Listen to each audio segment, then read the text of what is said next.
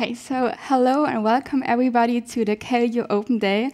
We're really excited that so many of you could join us here today. I know it's really sunny outside, but we really appreciate you taking the time to be here and get to know the university a little bit better, and also a welcome to all the people joining us online. We have an exciting program planned for you guys. We have events happening inside of the Golden Egg, but also in the foyer. We're going to talk about that in a second. So just, take everything in, ask as many questions as you like, get engaged in conversations. And as we were both in our last semesters of our bachelors here, and we were taking a look back on what our journey has been here at KLU for 3 years, we definitely can say we didn't just grow academically, but also as individuals. We got the chance to meet real-life entrepreneurs, to have guest lectures. We visited companies. We also had a bunch of case studies. At KLU, you're also given opportunities to come up with your own club and raise your initiatives. You're supported with that. And at KLU, your voice is heard. You're not anonymous. Since the classes are small, you get to know everyone. Everybody gets to know you. The professors call you by your name. So once you enter KLU, you enter this KLU family and this sense of belongingness. And if someone, I'm pretty sure, told us 3 years ago that, hey, you'll be hosting the Open Day, I'm pretty sure we wouldn't have thought of that and haven't believed in that. So this is what KLU makes. It grows you. So maybe next year, one of you could be the ones replacing us. And yeah, comment. Okay. And then... Okay, and then we will now take a look at the program. So first off, Professor Barreau will introduce all the degree programs and tell you a little bit more about that. Then we're going to go into the foyer and you get a chance to talk to everybody. So you notice with the logo, these are all the student ambassadors you can talk to. And they're really happy to talk to you and share their experiences. Afterwards, we have a mock lecture by Professor Trunchel about reusable packaging. This is also a class we're actually taking right now and have a project in. And afterwards, we have the student panel. There you get a chance to talk to KU alumni and also students and actually ask questions. This is also happening in the Golden Egg. Then we have, again, talks where you also, if you're hungry, you can grab a snack. We have Flammkuchen, we have coffee. Food and drinks are provided. And lastly, we have campus tours where the student ambassadors will show you the KU building and you get a chance to actually see this university. And this is then the end of the official program. But now we want to get to know you better, so pop up your phones and scan the QR code and join the Mentimeter. If someone needs a Wi-Fi voucher, just shout out and the ambassador will help you with a voucher. If you want to join, the code is 89563069 if you're not in there. Yeah, so to start with a question, where are you from? Pop in there. Also online, let's see how diverse our members are.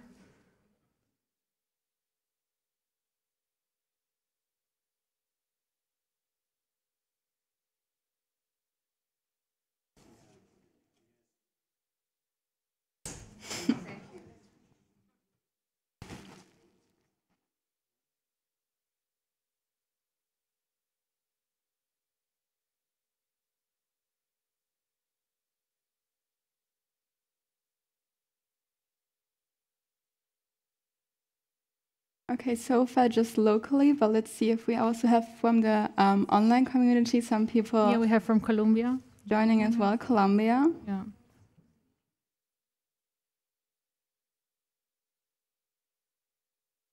But I guess most of you are from Hamburg, Germany that are here today. USA, Florida. Florida as well. India, Frankfurt, Düsseldorf. Shanghai as well. Okay, so multiple continents. Albania as well is in there. Faculty of Economics. Yeah. Interesting. How is the weather over there back home? Is it warm? Probably yes. Okay. But yeah, we definitely see some internationals which also kind of reflect our program. I would say we have many internationals joining us. Yeah.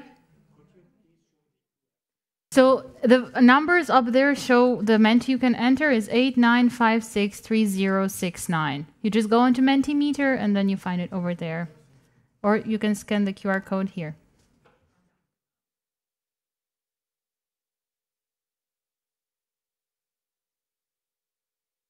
Yep. Ukraine as well.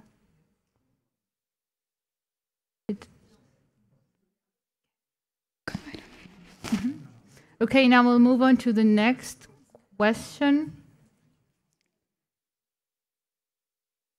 What would you be doing today if you didn't come to our open day? So, I don't know, watching football, going for a walk, learning for lectures, exams. Doing nothing.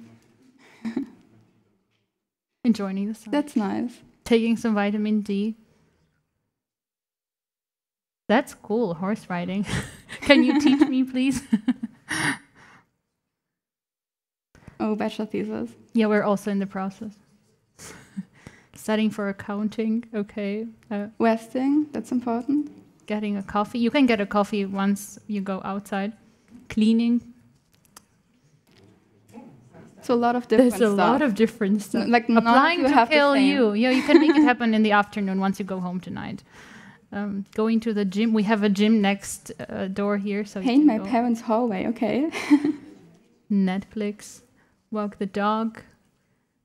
So we really appreciate you guys taking the time and not doing all of this stuff, but actually, yeah, being here with us today. And enjoying the time here. I'll move on to the next question. If you're going to come to KLU, what are you going to study? Is it going to be Bachelor, Master in Management, Master in Logistics, and under other, if you're coming for preparation, MBA, or the Supply Chain Operational Management Master? Okay. So many master students. Okay, some bachelors. Maybe I find my future master mates here. If so, I'm going to do in management, master in management, so approach me. We can start making a group and become friends already. Also in the student panel, we have all these different kind of programs covered, so you can talk to, you can ask questions regarding any program. Okay, so quite diverse. And on to the last point. Okay, one more people popping up. On to the last point.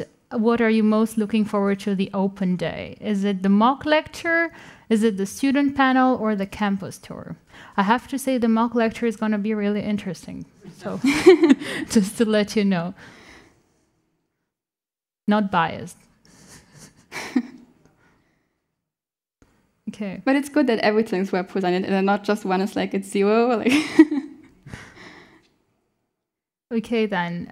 Well, we hope you enjoy the rest of the day today, and we'll hand over to our Dean of Program, Professor Barrault, to give you an introduction of the progress of KLU. Yeah. Thank you.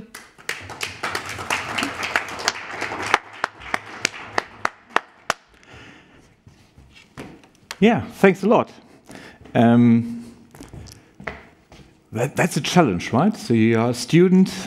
You are asked, and you were not forced, right? We asked politely, right? And although you're in my class, and we're going to have another lecture on Monday, it was all voluntary. Then you stand up here in the group. You have to do this in English. Crowd, you can't really see you because we have the spotlights here up front. Then you have to do some technology. Things don't work. You have to get up. Don't get nervous. Yeah, get things settled and continue. That's a challenge. Yeah, and I think you did a great job in doing that, and still being students, right? And that is one skill that you have learned here. So I'm proud of you. So, welcome from my side. My name is Christian Bo. I'm Dean of Programs here at KLU. Also Professor for Marketing and Innovation. That's the class we have. It's on Innovation, New Business Ventures. That's where we met all the entrepreneurs. But today we have, a broader picture, and I'd like to introduce you a bit to the school. I'm very happy that you're here. I'm also very happy that the internationals are here. Now, you tend to watch there and say, oh, welcome. The camera is there, though. Yeah? So if I say, hello, internationals, it's not because I'm impolite, but because if I talk to the camera, they can see me better as if I talk to them like that. Yeah? So we're very happy that you found the way here to Hamburg. In Hamburg, you know, today was a bit of sunny, yeah, so some shades of gray, but you could have done other things. You are here, and that's great. Also for those international, some of you, it's already late in the day, so we're happy that you stayed up that long. For others, you just woke up. Welcome as well. That's probably one reason why the cameras are off. Yeah, that's what I learned, that many of you probably sit there in their pajamas and don't want to see, want to show your pajamas to us, which is fine. Yeah, so we're happy if you don't want to share that. Now, in the next about 25 minutes, I'll talk a bit about KLU and why that might be a good place for you to study. And you see this chart where I start with, and you have probably seen similar charts from other universities as well. Yeah, I assume you shopped around a bit, looked around at other places. And any place, any university, any Fachhochschule, whatever, has a chart where they say, hey, we're super great. Yeah, and there are certain points. And we also have this chart why we're super great, because we're a research school and we're really good at research. We have small classes, interactive teaching, very close relationship to our students. It's truly international. We do everything in English. There's internships that are included. There's a stay abroad that is included in the curriculum. We combine, you know, this academic excellence with practical relevance. And, you know, the facilities we have here are also something that you can show off. Now, that is easy to say on a chart, it's easy to put on a website, it's easy to claim. But what I would ask you to do is that today, and also at other instances where you check universities, you try to look behind this facade, behind this kind of shiny first web page, behind this kind of shiny flyer that you get, and question, is there substance? Or are these just bold claims? And is there substance to these claims of excellence in teaching, of excellence in research, excellence in service? And I will try to walk you through this today for the KLU to show you that we're not just a shiny facade, but that there's real substance behind it. And if we claim to be excellent in academia, that we claim to be excellent in teaching, and claim to be excellent in service, that we actually are. Yeah? So we not just promise, but we do deliver. Before I do this, we have quite a few I talked to already before, and I saw this in the Menti, who are interested in the Bachelor program. Now, in the Bachelor program, you are currently high school students, and you probably have just a vague idea what business administration is about. You think of something with accounting or finance and things like that, which is not wrong, but there's much more in this area that you would probably not expect there to be. Yeah, so one of our colleagues who will join us outside in the forum you can talk to is Maria Biziou. She's an expert and one of the leading experts in the world actually in humanitarian logistics. Yeah, so for example, if the United Nations have 15,000 Land Cruiser SUVs somewhere in Africa, she would be the person to make sure that they are in the right places. So if there is a disaster, they can respond very fast. We have someone like Christian Tröster, who works on organizational behavior. So he looks into how you bring together international teams. If you look down the river, you see, you know, Airbus, for example, as a major employer in Hamburg, and you know Airbus, that's a corporation. We have French, and we have German, we have British, we have Spanish, and so on. And that is sometimes difficult to bring, you know, under one umbrella. Think of a World Cup or something, lots of, you know, things going on there. So bringing these people together is a challenge, and you learn with Christian how to do that. We have someone like Marcos, who looks into international trade, and not just from the Western perspective, but from the overall global perspective. How can we achieve a globalized world where there's equity, where there's basically a fair way of trading between countries? Him being Brazilian, he has a deep interest in that. We have someone like Niels van Quakebeke, who is looking into how you can become a respected leader, how you can stand up front and say, follow me, and motivate people, which is certainly a challenge today, which also is a challenge if you think about things like home office and so on, right? How do we lead people who are not even in the room? So how can I motivate students that are here with the blacked out camera somewhere in a dark hole, and I can even see them, don't see their reaction? That's a challenge. We have someone like Gordon Wilmsmeyer, who looks into maritime transportation. We have many challenges here. You follow this in the port of Hamburg, being sold, and you know, with new major shareholders coming in, there are lots of challenges, particularly in the area of sustainability. You may all remember this kind of dark smoke coming out of vessels. So there are many challenges with fuel, with port or site operations that need to be resolved. He is researching this. And then we have someone like Jan Becker who's looking into how can we stimulate word of mouth, how can we make sure that we get positive referrals, which obviously is essential for a small school like us as well, because we live off the positive word of mouth of our existing students. Now, all of this falls under the umbrella of business administration, although the topics may sound different than you would have expected them. And we are a smaller university, we are a one-topic university, we're a business school. And yet, although we are a business school, the people that teach here have very diverse backgrounds. Yeah, so, for example, Maria, by training, is an industrial engineer. Christian Tröster is a sociologist. Markus Rietell is an economist. Niels is a psychologist. Gordon has studied geography. And at least Jan, he really did business administration as a study program. Yeah, so you have the diversity here, although it's the single topic of a business school. Now, I've mentioned already in the first slide 3 times academic excellence, yeah, that we are a research university, that we focus on research and are really good in that. And now people can ask, why do I care? Right? So from a student perspective, what's in there for me that you know, you have professors who do research, because then they just be away somewhere on conferences or on research stays. I can't really, you know, get close to them because they're always writing papers or something. But what you have to understand is that, you know, in today's world, you know, we have a very dynamic setting. We have very fast changing environments. Yeah? So think of not just the geopolitical area, but think of technology. Yeah? So 2 years ago, 3 years ago, nobody of you had ever heard of ChatGPT. Yeah? And at least the students among you, all of you, use it now. And there are many developments that you see, for example, sustainability and digitalization, transformational things that are happening that really are fast-paced. Now, if you are at a school that is not doing research, it basically picks up research of others. And how long does that take? Yeah, so if you have a research project, it takes 3-4 years to complete. Then you want to publish that. That's another 1-2 years. It's a very cumbersome process. Then someone has to pick it up for a textbook. And then, you know, if someone teaches out of a textbook, that knowledge is 8 years old. Now I ask you, do you want to learn 8-year-old stuff on artificial intelligence? Do you want to learn 8-year-old stuff on sustainability? Probably not. At KLU, you have people who do the research.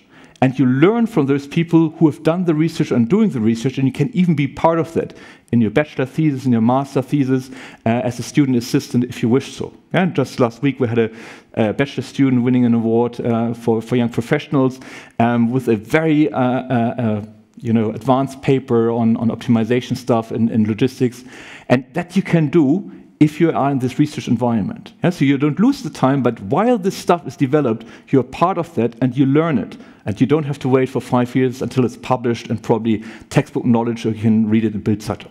Yeah, that's a main advantage.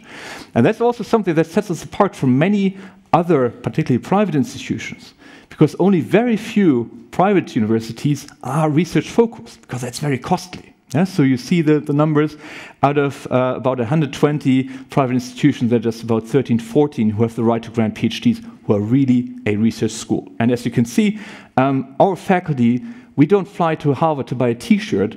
Our faculty has degrees from Harvard. Yeah, that's the difference to other places as well. Now, another feature that we have here, and you notice me speaking English, or moderator speaking English, also coming from different places. Yeah, so very international atmosphere. You see that among our staff members coming from different places, from our professors coming from different places. It's a very international environment. And that's a reality you see in many jobs that you probably aim to have. Yeah, if you go to, I don't know, the Kühne-Nagel or the Airbus or the Ottos or wherever you want to go, or to McKinsey or I don't know where, today it's a very international environment. And KLU is a place where, you know, you are in Hamburg, you are in Germany, but this environment of internationality is really lived. We have this in the classrooms with very diverse backgrounds of our students. So, for example, I'm currently teaching today and yesterday the MBA class. I have to go back to that after the presentation. And I have students there from Latin America, from Africa, from Asia, from Eastern Europe, from Western Europe. It's very interesting discussions. Yeah? Russians, Ukrainians, all in the same room. Very challenging, very interesting views that you can exchange there. And that's KLU. Bring these people together. and forming them into a team. And that we not only live among our student body, but that's also something that we live among our staff members who come from all over the world, but also from our faculty. And we have some here. So on the left-hand side, Shushu, for example, she's from China. Rod Franklin, who's I think also running around, he's from the United States. Marcus is from Brazil. Alan McKinnon is from Great Britain, or should I say Scotland. Miriam Meyer, she's from Netherlands. And Günter Lang, he's from Bavaria. Yeah, that's how integrative we are. Even Bavarian people are happy here. Anyone from Bavaria? No, we can make jokes about Bavarians. I think we can agree on that. Yeah. So, but we are Bavarian friendly. Don't get me wrong. Yeah. And this international atmosphere is not just lived here on the campus, but it's also part of our curriculum. So we have a wide network of partner universities all around the globe. You see some pictures here where people travel to Africa, to Asia, to Latin America, had great experiences, found great friends, had great insights into other academic systems, other schools. I think with 50, 60, 70 partners all around the world. And this is integrated in your studies. You don't lose a semester, you don't lose a full year. You go abroad. All the credits you achieve in the partner universities count towards your degree. So it's a very efficient system, and there's a very good service level that you get from our international office, helping you prepare, helping you select the school, and making sure that the courses you choose are the right ones and fit into your system. What you also see here, and we have tangible evidence that the facilities are somewhat okay. Yeah, so we have a location that's quite nice, particularly if you want to be in a sort of international center, the port of Hamburg, which always used to be a hub for international connections. And you can have the Elbe, you'll be there in a minute, which is a bit more attractive in the summer, I have to admit, right? So today, but in the summertime, it's very nice. You have the sun there, it's green, can have a drink and see the sunset. We have a short walk to the inner city, and we have this huge, I don't know whether you saw this huge construction site, the largest shopping center in Northern Europe will be opening up in April here. And 10 minutes to Reeperbahn, I don't actually know what that means, so don't look at the parents, so we don't go there. Yeah, so we stay here and have the facilities here. We have a gym, we have a student a lounge, we have a cafeteria, we have a Mensa, all sorts of facilities, and you can see all sorts of different digital stuff. So we can do this hybrid, we can do this online, we can do this on campus. We can bring in guests from all over the world live into our classrooms, and you will see other facilities we have during the campus tour. Also, we have a little recording studio right across the corner where we can also produce this kind of high-level, high-class video content. Now, one thing that differentiates us quite a bit from, for example, state schools is the service level. And that is not because people at state schools, I used to be there, so I was in Kiel and I was in Hamburg, are kind of bad people, but it's just the ratio is so far off. Yeah? So we have the same number of people who take care of the career advice for our students than the University of Hamburg Business School has. We just have less than 10% of the students. Yeah? So that's the ratio you get here is way more intensive, and you see this on this open day. Count the number of people who are here to help, to inform you, to support you, to provide information to you. We have nearly a 1-to-2, 1-to-1 ratio. And that is sort of this KLU spirit of really being very close to the student and really trying to help make the students have a great experience, right? So, and if you look around these different elements, for going abroad, the career services, library and research, anything, for internationals, helping with housing, helping with visa issues, alumni relations, once you graduate, that you keep in contact, are invited to further programs. All of this we provide, and I think that's a great service level. And I think in the past we have won awards for that, and not just best school in Hamburg, but I think it was the World Satisfaction Award. So having the happiest students, not here, not in Germany, but in the world. Yeah? So out of 500 universities or something who participated. Yeah? That's the level of happiness, and you have our students who can confirm this. We confirm this. No force. Yeah? You can take them apart. Probably we always have this accreditation settings when they say, okay, we also want to ask students, and then they ask, are you really happy? And they say yes, and they no, be honest. It's a safe space. You can answer honestly and say yes, we are happy. No, but be honest. They're still happy. Yeah, because they are happy. Yeah? So what can they say? They are just happy. Now, where is this happiness coming from? One part is our programs, and I'll just very quickly go through this because all of you have probably different interests, and we have these kind of little booths outside where you can ask specific questions for different programs. So we have on the left-hand side, the undergrad programs. So we have a preparation program that's for students who are coming from non-German, non-EU countries who want to enter the German university system. If you're from Russia, Ukraine, or India, or somewhere, that's mostly where you have to do another year to qualify for university entrance. 1-year program, small program to prepare you for the bachelor. Then we have a classical bachelor program, Bachelor in Business Administration. It's a general program. It qualifies you for any kind of career in the business area. You still can specialize already in the final stages, the final 2 semesters, and we have profiles, international management, sustainable management, supply chain management, and digital management and innovation. So very interesting stuff where you can also do a lot of mix and matching. Then we have the master side, Master of Science, where we have 2 programs. One is the Master of Science in Global Logistics and Supply Chain Management. That's our largest program, where we usually have 2 cohorts of students, because we split rather early. And then we have another program on the international management side. And starting in 25, we're just working on the accreditation. September 25, we'll also have a program on business analytics. But these are typical master's program. Here we have a specialty, different tracks. So, for example, we have the option to do 4 semesters with a stay abroad, 4 semesters with staying here. We have a fast track for those students who did a bit longer bachelors, who can then continue in 3 semesters. And so lots of options that are available, so anyone can kind of get the tailor-made program for themselves. And then we have a few people who already have work experience, who probably currently are in a job, probably had done a degree in engineering, or probably have done a first business degree, but were more focused on a functional career, and now aspire to become managers, become leaders in their environment, in their companies. And for those, we have 2 programs that are very interesting. One is a part-time MBA, classical MBA, Master of Business Administration, but with a focus on leadership and supply chain management. Yeah, so these little topics that you would expect here at KLU.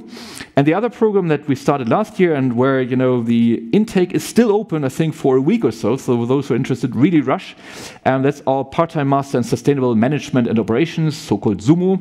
And as you know, sustainability and all it entails is a very, very relevant subject for companies.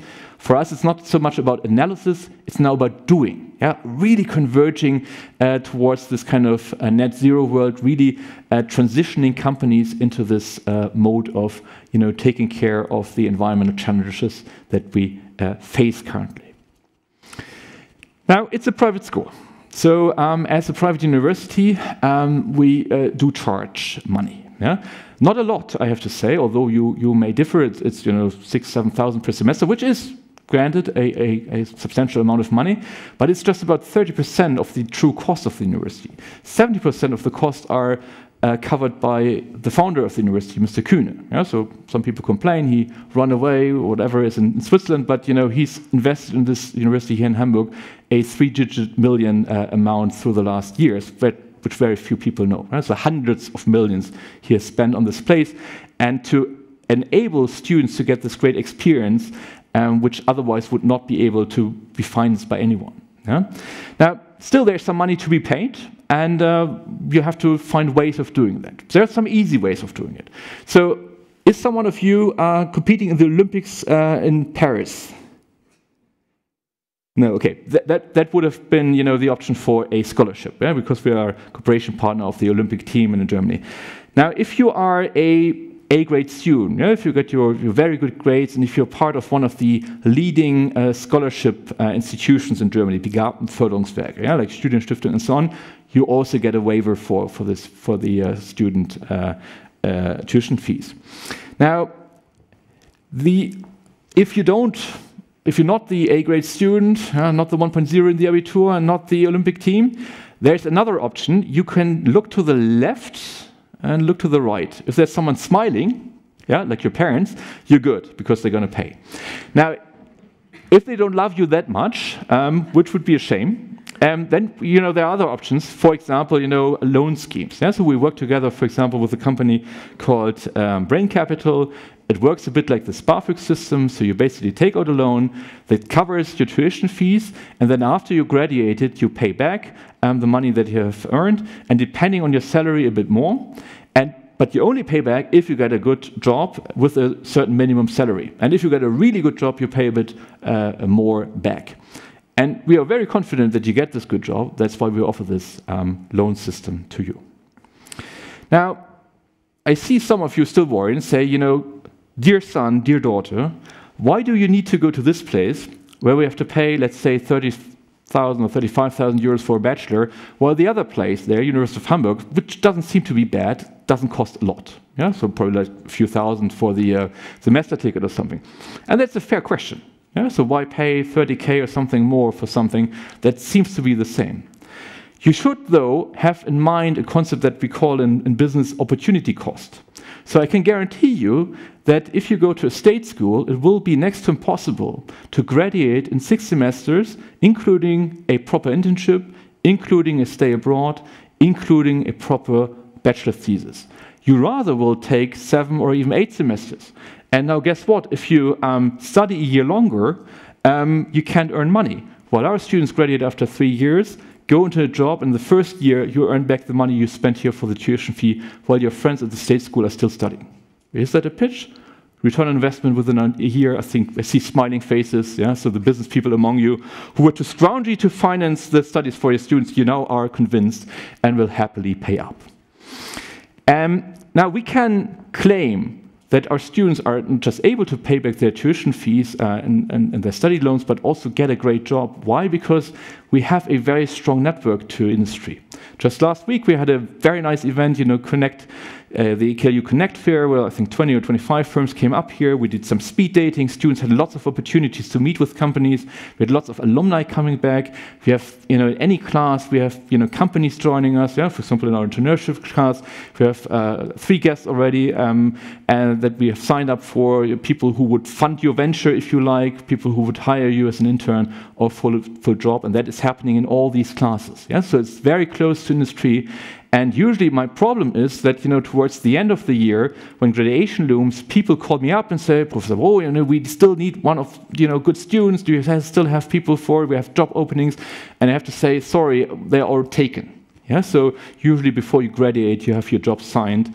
And that's part of that network that we have here. And what you see is it's a very diverse network. Yeah? So it's not just that we have this kind of standard careers where all people go to consulting or all people go to investment banking or all people go to great corporates, but it's very diverse. We have people who go to all sorts of businesses, sizes of business, functions of businesses, but even from NGOs to supranational institutions, we have all sorts of careers that we enable. And we're very proud of that diversity so that, whatever is best for you, we'll try to make fit. And to give you a few examples of graduates, we're a young school, but still, we have a few people who graduated. So you see these big names, right? So, for example, Alexander, she's at BMW. We also have people at Mercedes, at Volkswagen, Porsche, whatever, right? So we have that. We have some people who are at the big players here in Hamburg. So Alida trying to transition Chibo into the digital world, but we also have people at Otto and Airbus and so on. We have people who are at the typical consultancies, like Katharina at Boston or McKinsey, or also the Big Four in auditing, KPMG, EY, and whatever. We have this, also the smaller ones, the more specialized consultancies. But we also have people, for example, like Christopher, who graduated 6 years ago in the master's, and the day after graduation, his father came to him and said, son, I retire and you take over the family business, which has 700 million sales. And so which is, we had to prepare him for, to take over a company where you have 5,000 employees. Or we have some people like, for example, Dominic from the MBA, who was the first board member we had out of our programs. So the first one who made it to the C-suite. And then we have some people who are like, for example, Jakob Hein, look to a totally different path. So he is into a position at the United Nations. So if you call the United Nations and want to talk to the guy responsible for supply chains, that's a KLU graduate. Yeah, so wherever you want to go, for example, if it's the World Food Organization or the High Commissioner for Refugees, Also for this, we have, great connections for internships, for jobs, if you're interested in this area as well. Now, how does it work? We have a different steps in our application process, and the application deadline is obviously in 24, not in 23, as you can imagine. And we have a process that includes, for example, in the Bachelor program, an interview. It's not so much about testing, and getting knowledge or something. That we already did today with the Mentimeter, right? If you pass that one, you're already good. But it's more to get a feeling what type of person you are, because we really want to form the classes we have to really have a team. And we had situations where I had a student where I thought, but he can organize a great party, I'll admit him. And he did deliver. Great party, and he's now working after his master's degree for a very large vodka producer and still organizing great parties. So this process is happening mostly online. You have all the information ready. You will be posted by our colleagues there. They'll update you what kind of information you need. You can already start your admission, even if your Abitur isn't ready. Yeah, you get your certificate sometime in June. It's all fine. Start the process, and then over the time you fill in the documents, and we help you along the way. And we have this day today. You heard that we have this talk about in the foyer afterwards. We have the campus tour. But if you want to get a bit more insights on the content side, you will have two events that you could join. So one is for those who already are studying in their bachelors. We have a bootcamp on digitalization. So that's where you can, for example, develop chatbots and work with, I think IBM is our key partner there, and other players. That's in March. Or if you are interested in the logistics area, we have an event coming up in April 18th, where we have, that's the day of logistics, so it's a German-wide day, where there are some lectures and activities planned here. Yeah, so that would be the next chance if you're interested a bit in the content side. Now, if you have decided for KLU, if all there is happiness, you may look like this in 2 to 3 years, right? So this is our stairs here. You see our students throwing their hats, me wearing my fancy dress, and you see Mr. Kuhn is smiling. One of these few days where he really is smiling, his wife in his arm, and happy about the money he spent on all these happy students and happy parents. And that is always the judgment day, because most of the people who graduate there have been to an open day here. And they heard when we promised them a lot, when I promised them a lot. Yeah, remember what I promised them: excellence in teaching, excellence in research, excellence in services. And so it's judgment day. And I was never worried to go to a graduation ceremony. I was never getting beaten up or something. Everyone was nice and smiley and told me basically, Christian, you promised a lot, but you kept your promises. And that is what we do at KLU. So if you are interested in that, many people you can talk to. Here, these are the ones who do this professionally, if you want to do this online or if you do this at a later stage. And today, anyone who is wearing these red shirts, who is standing behind one of these booths is happy to help you. Unfortunately, I have to rush up to teach my MBAs, but I hope you have a very informative, very interesting afternoon with the mock lecture with Sandra, with the panel, with the students, get some first-hand information. And I hopefully see quite a few of you in September, starting here in our welcome week at KLU in our different programs. Thank you.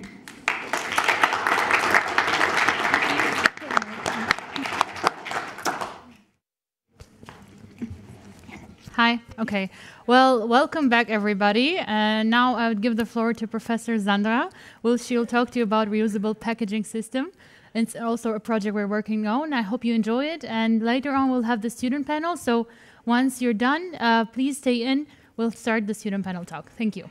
Thank you, Xenia, because they told me there would be a moderation. That's why I was waiting. Good. It's a great pleasure for me to welcome here at KLU. My name is Sandra Transchel. Oh, by the way, I'm also a warm welcome for everybody who is online. So my name is Sandra Transchel. I am professor for supply chain and operations management at KLU. Before I'm going to start, maybe the topic today I chose because on the one hand, I'm very much passionate about doing research in the field of reusable packaging designs and managing closed-loop supply chains. And I carried that to one of my classes. And Xenia and Vanessa are basically students, you will see them afterwards, so they're currently taking this class. And I decided to have my mock lecture on that topic. So said, my name is Sandra Transchel. I am a professor for supply chain operations management at KLU, and now it's my 13th year at KLU.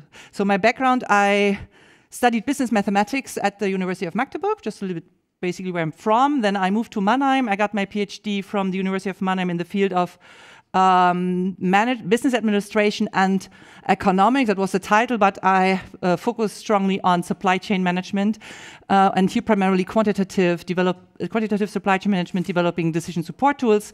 Then I moved to the US. I was working for 2 US business schools. First, I was at the Pennsylvania State University at Smeal College of Business, and then I was for some period of time in Dartmouth at Tuck School of Business. One was in Pennsylvania, the other one in New Hampshire. And then KLU was founded. So, and the idea was to have an international business school. The main language should be English, focusing on logistics. I said, great, that's a perfect fit. And I was applying here. Then I started in September 2011, and you might know then KLU was actually founded in 2010. So we were still basically 2 blocks close to the Spiegel building on 1 floor. So we started more or less with 2 lecture rooms, 25 students. So since then I'm here. Research-wise, I am looking a lot on supply chain planning, and here strongly on how to manage inventories in supply chains, right? You can imagine retailers, they have to decide how much to stock, how many boxes of cereals do they need to have in the stock, how they should replenish to minimize costs, to provide availability. Here, and my 3 focus areas are specifically on supply chain collaboration, especially in the interaction between different firms in the supply chain, a retailer and a supplier, for example.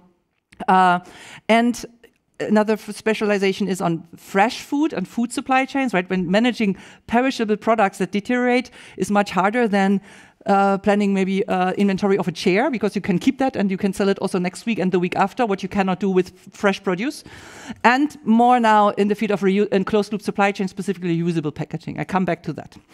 Teaching-wise, I'm teaching on all levels. At KLU, I realize I'm quite flexibly usable. So I was teaching various classes in our Master of Science programs: demand planning, inventory management, logistics systems. Currently, I'm teaching warehousing and intralogistics. So with this operations, supply chain warehousing background, inventory management background, I can cover various classes in the field of supply chain. In the Bachelor, having also mathematics background, I was teaching several years, the first year mathematics for business and economics. So students normally like that very much when they come, right? So it's challenging from both sides. My goal was always to also show them why mathematical concepts are needed and where they are applied. And I think nowadays, with having more and more data analytics, so the development in technology, firms can track more and more data. It becomes more and more important also to apply them with a good sense of understanding some methods. And in the MBA, I teach a course called Decision Analysis, which is on supply chain collaboration. So, but to that talk, I think you all agree with me, we have a tremendous waste problem, right? So I think we have that in the news regular. So we, in our society, especially in the developed world, it's pretty convenient, basically, to get, to buy food to go in a disposable package, to eat it and to throw it away. Probably you also sometimes think about, oh, well, you don't feel well to throw it away, but of course, if you stay there and you have to decide between maybe something that you have to return or something that you can throw away, the easy one is sometimes still the one that then people pick. But I think we as a society, we have to develop in the future a more sustainable way of how we use our resources.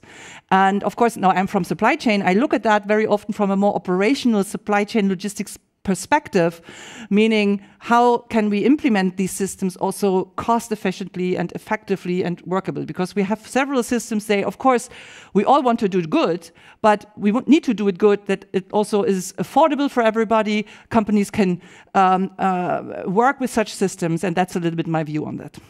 And plastic specifically, right, this is a pretty convenient product. So starting where it basically came up as a packaging material in the 1950s, and you compare that in the past, or since 2020, it's now 24 years, we basically produced more than 50%, almost 60% of the stuff which is whatever produced and used as plastic. So, and if you would project that in the next 20, 30 years, we know this cannot basically go in the same way. So it's clear, right? Plastic is a nice material. It's very versatile. It's very light, right? We know that when you have to think about buying a glass bottle, your mineral water maybe in a glass bottle compared to a plastic bottle, it's easier, right? If you have to carry it home, it weighs a lot. But we need some alternatives, right? And especially in the for especially the food and drinks to go. And I have to say, I'm with my research and this teaching, I have a special eye on it. And the first thing where I bought here my cappuccino, and I saw, well, that is something, if I propagate that, of course, then we as KLU should also live this. I've already communicated this. But it's a good example that, of course, the guy who basically sells the coffee there here, for him, having this bike, well, how should he do this with a reusable one? He would have to take the dirty ones back, have to clean it. Okay, and for him, also it's probably, if not affordable cost-wise. But for us as KLU, if we want to basically host such an event, for next time I'm thinking about, okay, maybe we should then get some reusable cups and see whether we can do the cleaning operations, right? The operations, this is effort, this is costly, but I think for such an event we should be able to do this. So that's what's on my goal list for the next events. But we already have several initiatives and startups coming up with solutions, right? So here are just a few examples. There are many, many more. I'm working with a society called der Mehrwegverband, Reusable Packaging Society, where they try to push these things forward. And that's actually a question. So how does it work? Right? For example, here, you might here recup. This is probably the one which is most popular. These green cups. So you can when you buy a coffee, you get this cup. You pay €1 deposit, and then you can return it to all coffee places. They also have that system. And you have others. Vital, also McDonald's has this. And one reason why all of these have now these systems, since last year, I come back to this in one of the next slides, there's a new law. In Germany, it's ein Mehrwegverpackungsgesetz, a reusable packaging law that restaurants must offer a reusable version next to a disposable version. That's the reason why we have all this. However, just having this law, which basically requires restaurants to have it, doesn't mean we use it as a society. So that's currently the big issue. And that's the thing. My question. I have a Mentimeter question because I'm really curious. So I have two Mentimeter questions related to reusable packaging. The first one would be, have you ever heard about any of these systems, right? So are you aware of having this, that we basically can use it? So there's this Mentimeter code 48386746. If you can briefly sign up. I know we also in the classrooms are more used to. I need to use more these new technologies, right? This is sometimes I forget, but it's also good to see you. Oh, 5 years, okay. Okay, well, right. Okay, the awareness is there. 11, I can see how many, 14. Okay, that's all good. We wait a bit. 16, 18.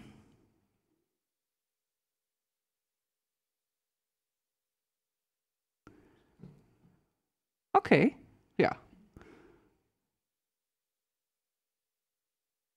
23. Right, at least, so that's a good thing, right? At least we know this. 24. Let's see with me. Because my next question would then be,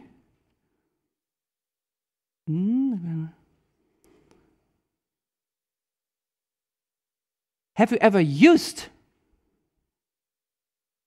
And I mean here a reusable one which you can get. So we also have the possibility to bring our own cup, right? That's something which is also which is allowed by some restaurants. Not all of them allow them. Right, you see that's already okay. Look, so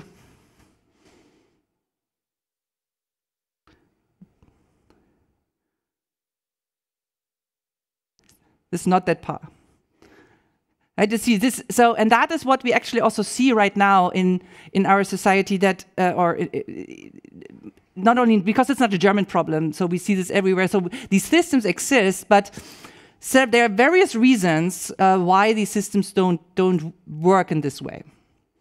Let me go back.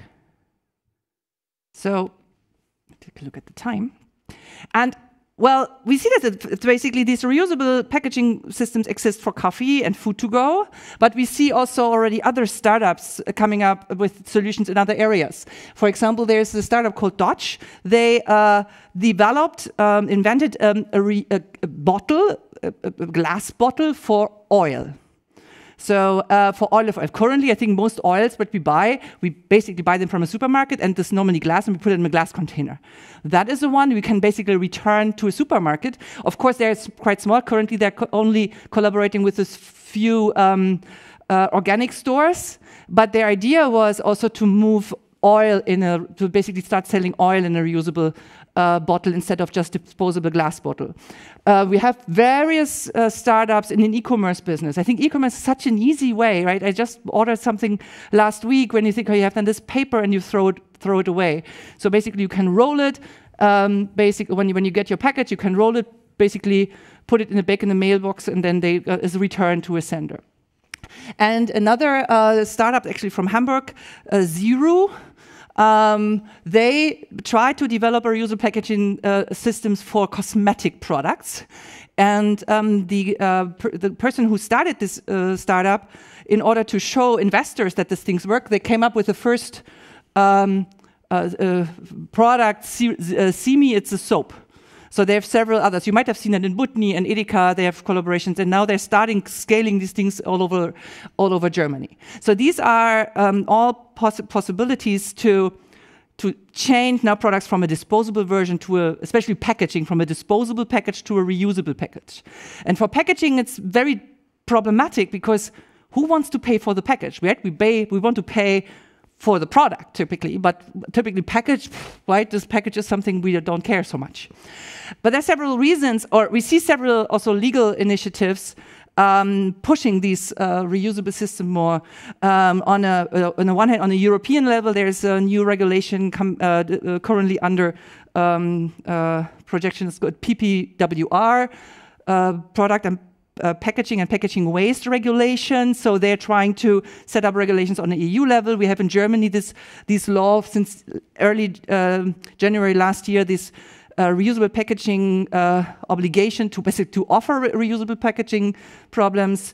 We have in the Netherlands, there is since July this year a law that you have to basically pay a certain fee or taxes on your disposable products. In France, very interesting, and Luxembourg, restaurants must use reusable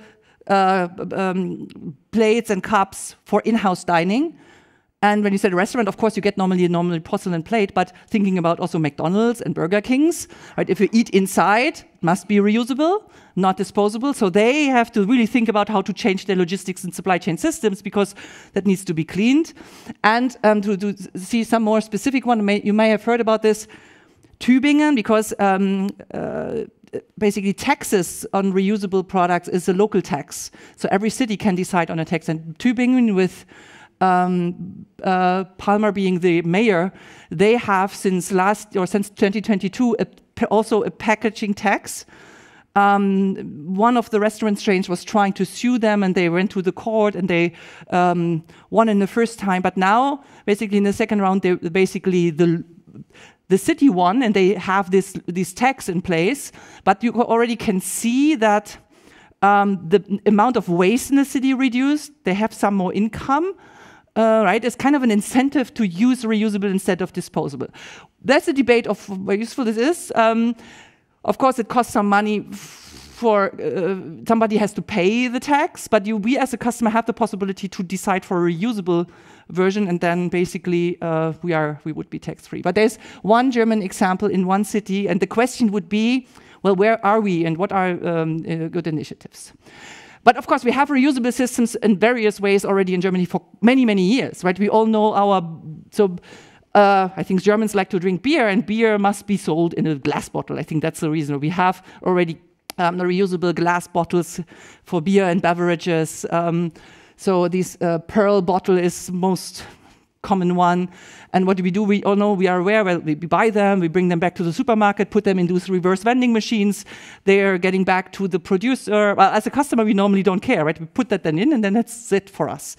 As a logistics person, a supply chain person, you think, okay, what happens afterwards? What are the processes, right? Because the idea would be, when this works for these products, why doesn't it work for the others, right, that I just presented? The others are really new startups. So, and that's a little bit the goal I had in this research, and also to bring it now into the classroom. Right, so the pearl bottle, that's the most common and most prominent one in Germany. So many beverage producers are using these bottles. You can basically jump on that pool, then you can use that type of bottle. You have to fulfill certain standards, and the goal would be to use that bottle as often as possible. Right, these circles, how it goes. Right, it's basically when you return it back. It was basically the bottle is basically the blue circle. Basically, they sell it to a retail channel, customer buy it. Then, when it is consumed, you return it to the retail channel. The producer gets then this product back, the bottle back. They clean it, refill it. In case a bottle breaks, they basically have to then rebuy the bottles. And the idea is really to reuse it as often as possible. Right? And here we look at what are the logistical processes behind. Basically, the scene behind the curtain when we as a customer return it, what happens afterwards, and what can we learn from these existing closed-loop supply chains and reverse logistics processes, and how can we basically transfer that knowledge to these coffee and food-to-go packages, right? That's the idea, right? To understand what is important. Well, first, the product design.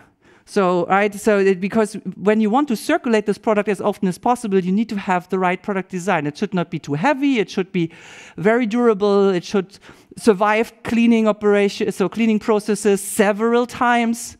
It must be easy to use, right? Also in a large scale.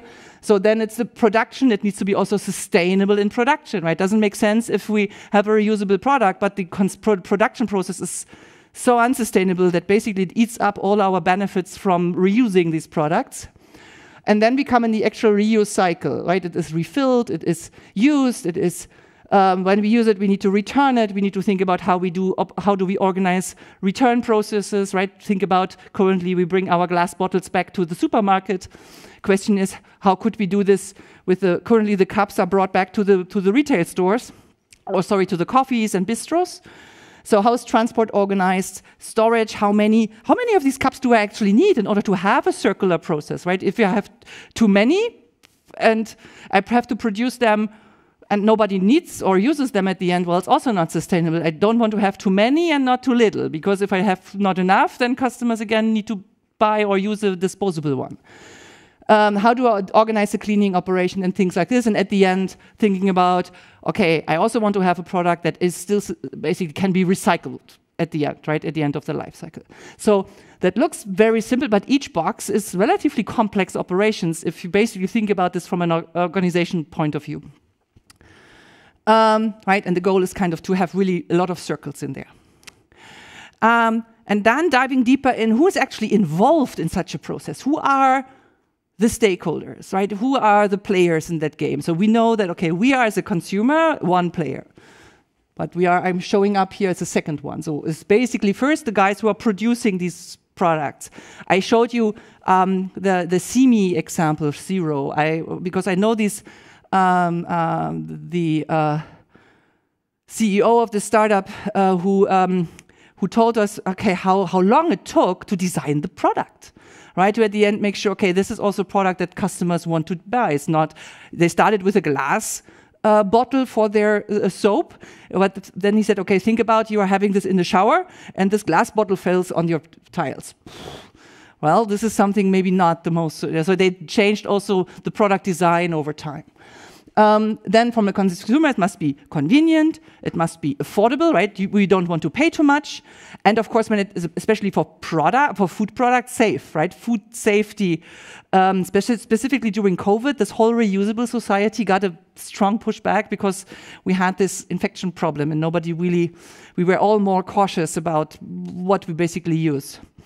Then there's a big issue is also, especially for the food and coffee to-go settings, the restaurants and the coffees, they need to be willing to really offer it, right? I was asking who is aware of this, and now if you maybe try in the next weeks to see when you go to a coffee place, say, do you see any reusable machines or reusable cups? Based on the law, they must place them prominently, but this is not very widespread. And when you think about from a perspective of a small coffee store, the margins are not that high. Labor costs, so the costs are getting higher and higher. What is my willingness really to actively offer reusable ones? Because actually at the end I get this dirty ones back, I have to clean it, my staff that basically they are busy, if especially in the rush hours in the morning, have to serve all the customers that are coming in. If they have to do an extra operations, costs time, costs money.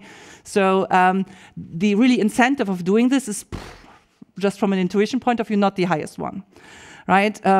So meaning it only works if that's financially possible of using it. It must be viable also from an operations and infrastructure point of view. I need to have the cleaning machines close by. And especially when it comes to coffee mugs, brand differentiation is an important thing, right? You saw these recap also providers. Many coffee places or restaurants think, okay, well, then I have better my own one with my own brand, because then it's also a marketing instrument. But as soon as you have multiple ones, you have multiple of these packages, and you have to always bring this coffee mug back to the same one where you got it from. That's you think more. You think twice if you really use it at the beginning, because you might not go back. So there are several issues behind them, right? Logistics costs. Where do I need to bring it to clean it, right? How long is the transport, right? And there are so many studies. Also, they look at, okay, if you have to transport it throughout Germany before actually it goes back, then the transportation emission outweighs the benefits of reusing. So you have to have an efficient operations and logistics processes in place in order to make the whole reusable stuff really paying off, right? Similarly for cleaning. And of course, more and more thinking this from a regulator's perspective, from policymakers, from governments of cities, but also on a national and even European level. Currently, there's a lot going on in that field on all levels. There was a big debate about this European regulation, these PPWR from last year. I just heard about that at the side. Lobbying especially the packaging lobbying for paper packaging. They're of course trying heavily not to have the reusable one, because there's a big implication also for their own business. So I learned a little bit about what it means to try to push EU regulations or regulation on an EU level through. This was a quite interesting observation. So, and I want to briefly show you two examples, because I brought this topic into one of my classes. What we are trying at KLU to bring also research project or research that we are doing into the classroom and to teach this. And that was a little bit my idea. We have a course in the last semester in the Bachelor's program. It's called Deep Dive Business Challenge. We have something similar in the master. In the master, it's called Capstone Project, where students work on a more comprehensive project, meaning we give them topics which are more or less loosely defined, some ideas, okay, what they need to do, but they, in a group, have to then read some literature, collect some data, do some analysis, and come up with ideas and own solutions. And I want to briefly, because we have two students here, they can tell you more, because they are right now currently in this course in the middle. We have next week, in 2 weeks from now, the big presentation, so I'm really looking forward to see them. And one project, I said, okay, we have this problem with there is this law since January 2023 that restaurants must offer a reusable packaging. But you see more and more in the media that this is not working well, right? Okay, that's when you really look, did this law led to an increase of reusables? Not really. Several reasons. And as an academic, of course, we want to have something more data-driven or evidence-based. And I decided, okay, why not? Basically giving this to the students. And one student group was, so they should analyze why do restaurants or coffee places struggle with implementing this law? What's their view, right? It's not that we want to finger point. I also would like to get a better understanding on their operational issues, because I think these things need to be solved. And students were basically analyzing the barriers and hurdles of really actively implementing this role, what kind of additional costs that would cost to them, or effort and all other things, right, to get a better view on their restaurant side and what students were doing based on literature and some analysis. I gave them some pre-readings, but they also did a lot of literature search on their own. And then they developed surveys or questionnaires, which they then went out. I allocated them to different districts, or they decided on which district in Hamburg they want to go to make sure that there's no overlapping, that they don't go to the same restaurant, basically 2 teams, and to see what basically these restaurants are thinking. And they now, basically based on their data collection, they now do also scientific data analysis based on what type of data they collected and how they collected the data. And I'm curious to see. I have some pre-information, but the main findings I will get not before the 8th of March, where we have the final presentation.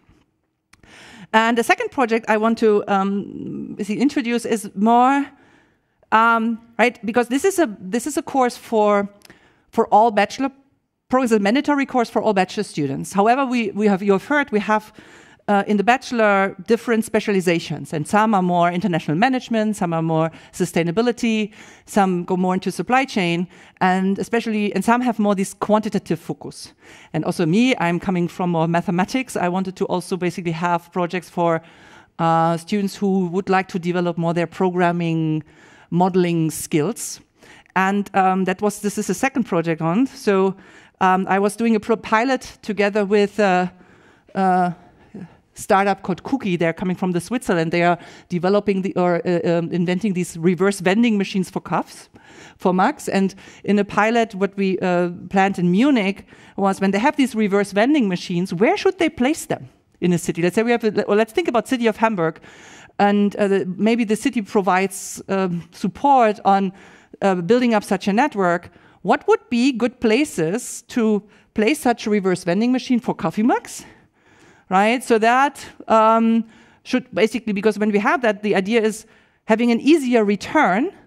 Basically, for us as a customer, we can easier return these empty cups, and it's also basically cheaper, and the effort is less. The willingness to get a reusable cup up front is also higher, right? So, and basically, this group is developing a mathematical model.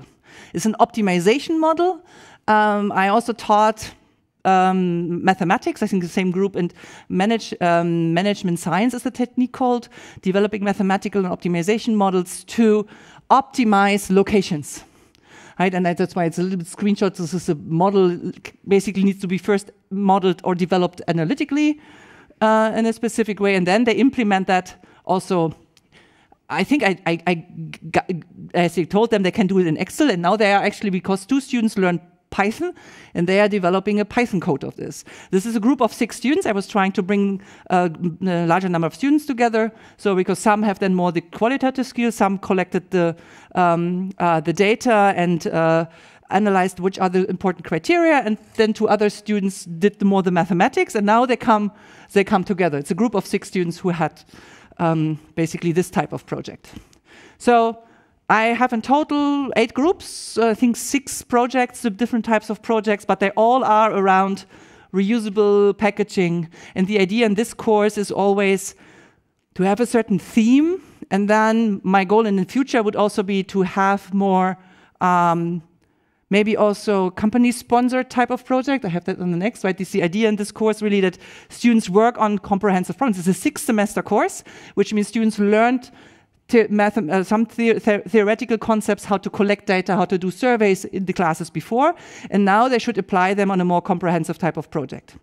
They also have to basically work in groups, right? I mean, it's a lot of also project management. I have to basically design my project, set up milestones, because the goal is at the end having a final paper and a final presentation. And they also have to basically coordinate each other, right? And this is probably sometimes a bigger hurdle, work in a project with different people than doing individual work, right? It's basically the goal here in this course is twofold. First, the content itself, but also project management, working on a more comprehensive project where the goal is, right, this is not an assignment, but the goal might develop or move a bit.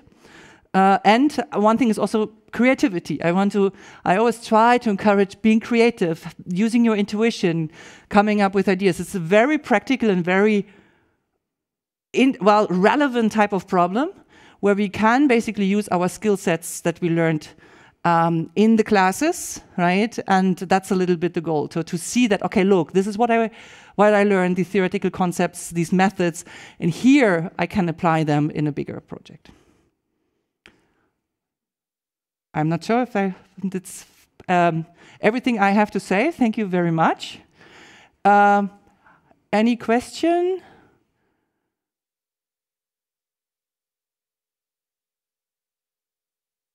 Okay, then I wish you a good remaining day, and I hope I see many of you in September.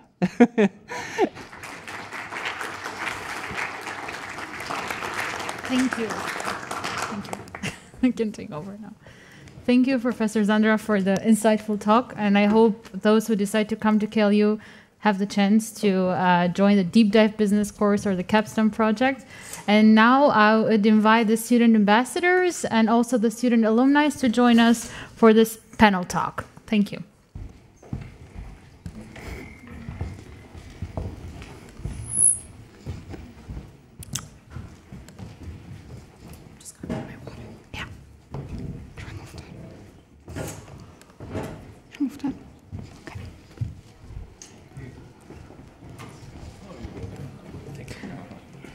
So it's your time to bring the phones up again, and you can pop in your questions here. You can scan the QR code and I'll read your questions.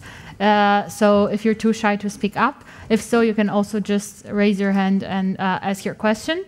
To begin with, maybe first we have an introduction from the panel.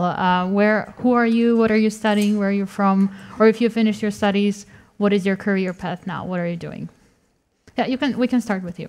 Okay. Hi, everyone. I'm Fiona. So I'm the alumni. I recently graduated KLU in September 2023. I was in the Master in Management track, and I'm currently a finance trainee at Bayersdorf. Cool. Hi, everybody. I'm Vanessa. I'm in the 6th semester of my bachelor's right now, and I'm in the sustainable management track. So if you also have any questions towards that, I'm also a working student, and I'm also from Hamburg, so maybe some questions towards that as well. Hi, and I'm Naresh. I'm graduated in the year 2020 from the Masters in Global Logistics and Supply Chain program. Currently working as a group lead for supply chain team at Olympus in Hamburg. So yes, if you have any questions, feel free to, you can ask me. I'm Linus, second year student in supply chain and logistics, and from Frankfurt originally. So probably the more general questions are also fine with me, and just ask right away. And maybe I'm also doing then an intro. I am Xenia. I come from Tirana, Albania, and as you already heard, I'm finishing my bachelor's this year. Well, we already have a question. Do you have to work a lot in groups? Maybe the current students can answer that. So Yeah. I would say we definitely work a lot in groups, and that's like a major advantage that we have a lot of presentations, but also group works just during a lecture, which is nice that it's really interactive, because it's not just like a 3-hour lecture where the professor talks, but we can also do stuff and really like think about it and then also present and have this opportunity. Of course, we also have exams. So usually the grade is divided with like 50%, for instance, exam and 50% a group work. This can also vary, but usually there's definitely a lot of group work happening. Do you want to add something? Yeah, there's a wide variety of possibilities, but there are also the normal lectures, which is just the front lectures with the professor. So there's a good mix, and that's, I think, quite valuable. Yeah, it's crucial for the business world to know how to work with people, I think. The other question is, how many internships have you completed throughout your studies? Thank you. I've done one. As for the bachelor standard track is required 1. If you're intensive, you have to do 2. I guess that varies. That's the same for me. I also did the standard track. Yeah, intensive is 2 internships. And at the master's, it's 1 mandatory internship. If you have work experience, then there's no internship. You can get an exemption, but normally 1 for the master's and 2 for bachelor's. What kind of student clubs and events are there? Yeah. Okay, so we have different kind of students clubs. So for instance, we have student ambassador like this here. We're doing open days and kind of represent the university. And other than student ambassadors, all our clubs are student found.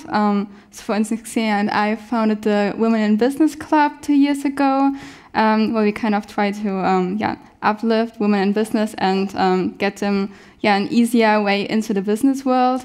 We also have Advice Supply. This is a club there you can kind of learn consultancy skills and you can actually work with real companies on projects. You want to add? Well, and there's always room for some new societies and clubs. True, like last semester also the Sustainability Club was founded. So that's a really cool thing about KLU is that you really can create your own initiative and really that it's also like something that can actually happen. So now in our club we have around, I think, like 30 members, so that it can really actually be a thing. Regarding the questions for the application process, like any hacks or whatever, I would actually advise you to just follow the rules. And for further more details, ask the admissions office over there. They can guide you through that. How does a typical KLU day and week look like during the first 2 semesters? So I guess one of you can answer for bachelors and the other one for the masters. Or like, so start whoever wants first. Okay, so for bachelors, I would say that we have it varies, but usually there's like one day that's off, so where you have time to just study. Usually then you have, other than that, 1 to 2 lectures per day, and this can we have this kind of thing where it's in quarters. So after 1 quarter, so 1/2 of the semester, there's an exam, and then later there's a second exam, and in between you also have group work. So it's not that you just study on your own the whole time, but you also have a lot to do with the other students. So this is, I think, also a really good thing in the first 2 semesters, that you actually get to know all of your classmates just because you have so many group assignments with them. Yeah, so in masters, it's that you have 3 modules at one time in 1 quarter. So it's quite packed since it's 1 quarter is 2 months. So I would say, as far as I can say now, it's 1 lecture per day, maybe a bit more in average. And the hours of workload obviously increase. So the lectures is not the only thing. The preparation before and afterwards is crucial, and I think that's always good to remember. It's not only about the lectures. Yeah. Unfortunately. Yeah. We have a question, how did you get a job at Bayersdorf? I mean, to rephrase it a bit better, we can ask the alumni, how was the market after you finished your studies at KLU? Yeah, I can start. I thought we had great opportunities. I applied to a lot of companies and also consultant companies because I wasn't quite sure what exactly I want to do when I was writing my master thesis. That's when it all happened. But I think in general, you're really good equipped coming out of this, entering the working world.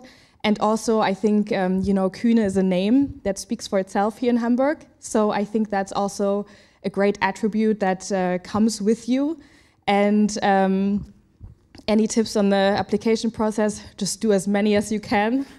Just take it as practice. Maybe start with a company that you're not 100% invested in and just see where it goes. And also maybe consider something or some stuff that you're not really is not your first choice because you might end up liking it much more. And then maybe also, I know that the KLU is also working with a lot of companies with working student positions, and I think that's also always a great opportunity to get to know a company, but also get to know what you actually want to do. So really take the opportunities that the KLU student service gives you. Yes, I can add my 2 cents to it. 2 important points. One is basically the mandatory internship, which is at KLU for the master's program especially. This gives a good opportunity for you to go out and then work on real life projects, smaller projects in the companies, which has its own benefits. For example, you can prove yourself, you can let them know how good you are in the way you are working, so therefore you can become a potential full-time employer as well after your master's. So that's one important point. And then second of all, KLU also has a pretty comprehensive career development team who even guides you with all the way starting from your CV preparation, cover letter, and all the way until preparing yourself for the interviews. So therefore, I think at KLU, once you're out of it, you already have your prerequisites covered, especially from a job market perspective. So any tips on the application process is basically as much as you can apply, and then be open with your why. The why is important, so therefore it's easy for you to, irrespective of with experience or without any experience, the why part of it is very important. So once you understand this, I guess this makes your life easier during your job search. To jump onto the other question is, do many students work besides the study program as working students, for example? Yes, a lot of them do. I'm one of them. I guess probably me as well. I started as maybe I can add 1 point. So because I started as also a working student, and it's been 5 years, and already I'm part of the leadership team of my employer. So yeah, I'm the live example for that. So therefore, we do have a lot of students who work part-time during the master's program, and this is also gives them a good path to become a potential full-time employee as well. Yeah. Like for me, I did my internship last summer, and now I'm still a working student there. So this is really a good opportunity with internship to get connected with companies, and maybe after my bachelor's or master's, I might work there as well. So this is a really good chance. Maybe also to quickly add, so for me in my first semester, I didn't work as a working student because I was, just waiting to see how the workload is, if it's even manageable. And then I think, there's no pressure. You don't have to get a working student position from day one. Like, you can see how it goes, and then, also take the internship, for example, as an opportunity to get connected to companies. And then I think that at one point it totally makes sense, but it's not like you have to have a working student position from day one. And you can also increase the hours. Like for me, in the 3rd semester, I started with a 10-hour working student position, and now in the 6th semester, I'm doing 20 hours, and it's also manageable. So I think you can kind of ease your way into it. The difference in bachelor's and master's, I would say, is crucial there. So to Fiona, the first semesters, that's right, like very few students are working students right now. I'm in my first year, and now it's slowly increasing the people who are working aside of the studies. But in the beginning, we were really happy that we didn't, and that we haven't accepted any jobs, because it was time intensive. And I think that everyone should be aware of that also regarding earning money if there's a need, because of course it's always possible to do it, but I think in the end your studies shouldn't suffer. And yes, so now I think in the end of the first year, in the beginning of the second year with the internship, it's possible, but in the first, as Fiona said, take it easy and think about later on. I also would say like the biggest advice is the first semester, you have to all take it in, new professors, new building, new way of teaching, new way of learning. So focus on your studies first and then enter the job market. But definitely it's doable. As you already heard, all of us are worked well our studies and also did very well at uni. And I mean, we founded a club, or we also like party. We're not just nerds and that study the whole time. Okay. The other question is, how many hours do you think you need to study per day? Do you think that if you're less familiar with the subjects, can you recover along the way in a master's program? I mean, it totally depends. There are days that I don't even study. There are days that I am up until 4 a.m. to study. It depends on the day. I'm a night owl, so yeah. I guess it totally depends on your way of studying, depends on the workload, depends on the subject, on how comfortable you are with it. So I don't know. And also if it's exam season, definitely you're going to be studying a lot. When it's not exam season, it depends. When you have a project as well. And but there are days that you can also chill and watch Netflix. There are days that you cannot do that. I just would advise to slowly start studying and not cram it up for the exam week. That's one thing I can say. Anything to add? No, I think that's, as there is workload obviously in the beginning of the quarter, the workload is less and it's constantly increasing till the end. But there's definitely time to recover with a good time management, with a good structure. It's always individual, like what the person prefers, but there's definitely time to recover. Yeah. It's not that you're in your study room all the time. And it's also not that it's just exams in the end of the semester and then you have 100% as your grade, and if you like have a bad day, you completely like fail, because usually the grade is divided with like presentations as well and essays and an exam. So that way it's also, I would say, distributed more evenly, and it's not that you don't work at all the first 2 months and then in the end you get all stressed, but it's rather that you always work a little bit. The other question we have is how many hours of lectures and classes are there in 1 week? I mean, that actually depends on the week, but usually a lecture is 3 hours. So it would start maybe the earliest 8:30 until 11:45. Then you could have, I mean, there are breaks in between, of course. Then we have a lunch break, and then the other lecture would normally start 12:45 until 4. But there could also be, I don't know, for example, in the first semester, you have the McKinsey workshop, and it goes on until 6:30 p.m. So it depends, I have to say, on the day. And maybe from the master side, is there any changes? Maybe there's one lecture in the evening as well. Okay. I haven't experienced, luckily, but I also until 7, I think, 6:30. But yeah, there are three spots in the morning, midday, and in the afternoon, evening. But yeah, it's doable. Always 3 hours, but with good breaks and with group works, and by being in the group, that's almost a break as well. Huh? And also, at least for my masters, I also had days off, right? It's not every day. Mm-hmm. And also the same goes for the bachelor. Yeah. And also during the lecture, there's breaks. Like there's a 10-minute or 15-minute break during this 3 hours. It's not just 3 hours and then you have a break, but because who can like focus for 3 hours long? So it's really good to have these small breaks.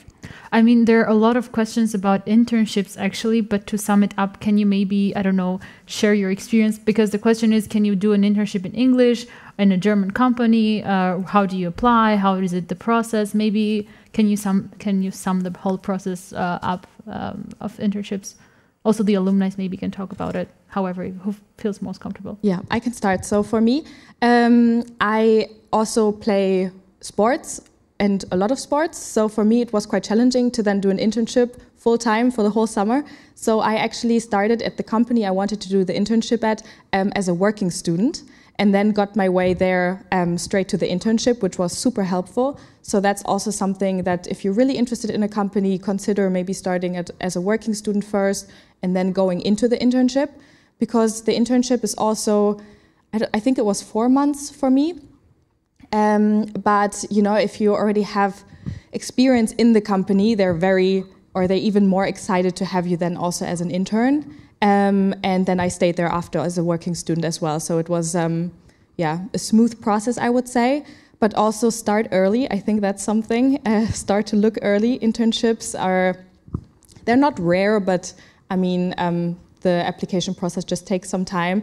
And English, 100% you can work in a German company here in Hamburg. I think almost all companies here speak English. So my tip, you want to go? Yeah, ladies first. Okay. So my tip would be just to apply to many different job opportunities. Like I think I applied for like around 20 different internships just to kind of have a selection afterwards and also really do the thing you want to do. Start early. I think that's also really important because everyone thinks they're going to start early, but in the end you end up doing it a few months before. So this would be something. And I think just practice makes perfect because with me applying to a lot of different internships, I also gotten more used to having these job interviews, and that really helped me. Yeah, I would just like to add that the earlier the better. So I can give an international perspective as well to it. So because the competition will be quite huge, so therefore at least it's better to apply for internships 2 to 3 months earlier, and then most of the companies, even though they are international, German could be a struggle, or at least let's say challenge. But nevertheless, we still have a handful of English-speaking internship available as well. So it's about how many applications you are making, and then how well you perform during the interview. This matters a lot. So therefore, that's not like only with German language you are able to crack an internship in Germany. That's definitely not the thing. So even without speaking any German, we can still find an internship slots, especially in Hamburg and also around Germany. I can also add my own experience. I've been living in Germany for 3 years. Don't take me as an example, but I still don't speak German fluently. And I did my internship in English, and it's completely fine. We also have our career service department that help you for an internship if you're struggling. We also have those Career Connect events that a lot of students also found their internship in there, like with 101 speed datings. So it's definitely really doable. And since we offer the service, it's pretty much everybody has an internship and also really good companies. To jump on a bit on more like fun. One extra thing to just whoops. It's okay, technical problems. Go ahead. One thing, what was always good, what I started early just to be structured when it comes to a job search is setting, like you will come to the step here at uni at the career skills course, but for the people who are applying for the masters, it's never too late to set up a LinkedIn account, just get connected with people, be curious, do some stalking, and write text the people you're interested in working at this company or being at this university. Just get connected, and this this word networking is quite essential to get in internship. So I would like to sum it up to 2 questions. The first one is, what are the tips for the first 3 weeks at KLU? How to meet students, professors, where to get tips, how to get familiar, and so on and so forth. So we have the welcome week. So whether you start the bachelor's or the master's, there is a week planned for you where you hang out with your classmates. When we started it, it was COVID time, so I didn't get the chance to see their full faces, but hopefully now we don't have that coming on anymore. There are tours around the city. There is, help me, Schokoversum. What else did we have? We did like all kinds of different stuff that was available. The escape room was really cool. And I would just say, like, attend all of these events. Because I think it's like mandatory to attend one of them, but there's like 5-6 different ones available. And I would just go to all of them because this way you can easily meet someone. And like, for instance, with the escape room at Cap San Diego, that was really cool, having like an interactive event where you also have something to do and not just stand around. So just like partake in all of these events. And I think then from then on, you already feel way more comfortable being in your first lecture. And then it's really easy kind of getting integrated. And also with the professors, it comes with the time. They will come and teach you a class and you'll get to know them. Same goes with the building. In the first maybe week, you may be a bit lost, but then you know it by heart. So it's... Yeah, and everyone is really like open. I think this is also something about this university, like maybe also because it's very international and therefore people care maybe more about inclusivity. But really everyone is really open and wanting to talk. And I think everyone is in the same kind of situation. So just approach people and you're going to be fine. We have two questions about costs and accommodation. We actually cannot fully answer that because that's very personal. What kind of accommodation you want to do? You want to have your apartment or you share an apartment or go to student dorms? So that is up to your research. Then to sum it up with the last question, kind of why did you decide to come to KLU and what is the coolest experience? And maybe mention the Oscar night as we had a question about it.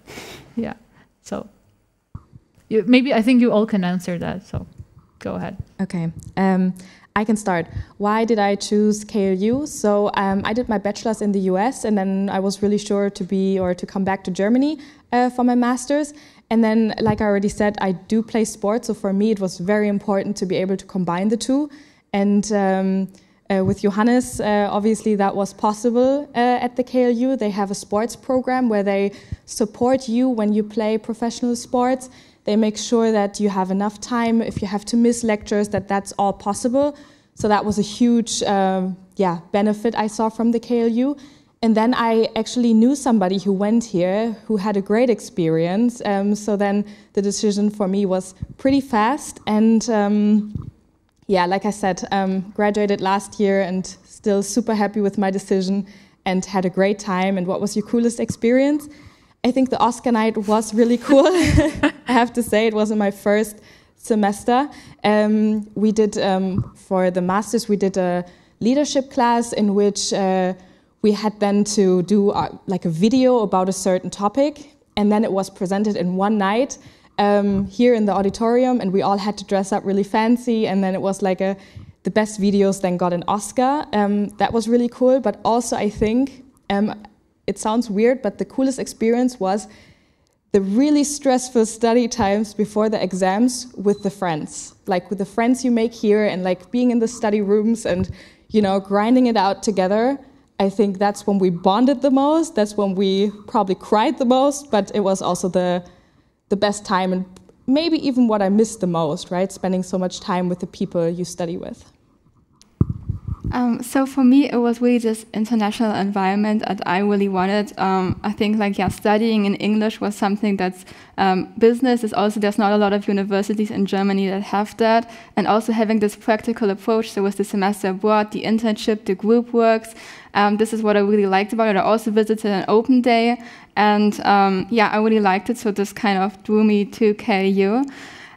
The coolest experience, I also liked the Oscars night, but also Xenia and I founding our club, I think, and also having different kind of events with that. Like last November, we had a gala night where we invited different keynote speakers, also professors, and that was really cool having this own initiative come to life. Yes, in my view, the coolest experience was it's not always about exams and lectures, and KLU also supports or encourages voluntary events which the student celebrates during the student lounge at the student lounge. For example, after exam parties, pre-exam parties, and Christmas parties whatsoever. And KLU doesn't stop them, and then this brings us more inclusivity and also fun into the academic experience as well. And one more thing which I wanted to add is there was also used to be a startup day where the multiple startups are being brought to the universities, and then you get the opportunity to directly go and talk to them, which eventually you will not have it because the only time where you can see them is only if you work there. But I think the coolest part with KLU is that they bring the experts to the universities, and then you can directly go and talk with them and then try if that company or the position is a good fit for you or not. So that's, I think, those are the two coolest things with KLU. Yes, for me it was what attracted me for the university. It was definitely the small sizes of the classes, where you can just benefit for your own regarding your learning experience. With this comes also the connection to the professors. Have a chat afterwards, have a chat before, if something is unclear, or some other questions. Of course, the international experience or the international mind from everyone here is also my coolest experience. It's just nice to be around so many international students from Colombia, Spain, where I can improve my Spanish as well. So it's just the daily experience which I would mention as the coolest, obviously aside of the Oscar night as well. Yeah, I would also like to add my part in there. I mean, the reason I picked KLU is, just like they all mentioned, is the internationality, the English-speaking friendly environment, and the small size classes, and the fact that everybody gets to know your name. And it's all true, because like when I first was indecisive about whether I would like it here or not, and then I was like, let's just give it a try. But if I would go back, I would repeat the choice. Then the coolest experience, the Oscars nights, obviously. I've done it for 3 years now, and it's fun and it's glamorous and all above. And I mean, also one thing that was really cool is the semester abroad, where you go somewhere, wherever in the world you want to. We have 60 partner universities, so from, I don't know, US to Africa, Europe, and Asia. And there you have fun and no strings attached, so to say. You don't have to bring in grades that affect your GPA. You just go there and enjoy the time. And then also the whole range of events that the students plan. Like 3 days ago, it was the casino night. And I don't know, a couple of weeks ago, we had chess club, and we have, I don't know, the Women in Business Gala night, and wine tasting. I cannot think of any more now. So it's all these kind of little experiences every day that make the whole part of the KLU life beautiful. But it definitely depends on how you want to live it and how you want to experience it. So I'd like to thank you all for the questions. And if you want to know more information, you have the study you can write an email, study@KLU. You can also become a student for a day and come and join us on our lectures. You can book coffee chats with student ambassadors and have a one-on-one coffee with them here at KLU, and they can show you and they can answer your questions. I would like to ask you all to go out, have the last round of talks, and clarify any questions you may have left with the offices we have there, and then join one student ambassador for a campus tour at KLU. Thank you.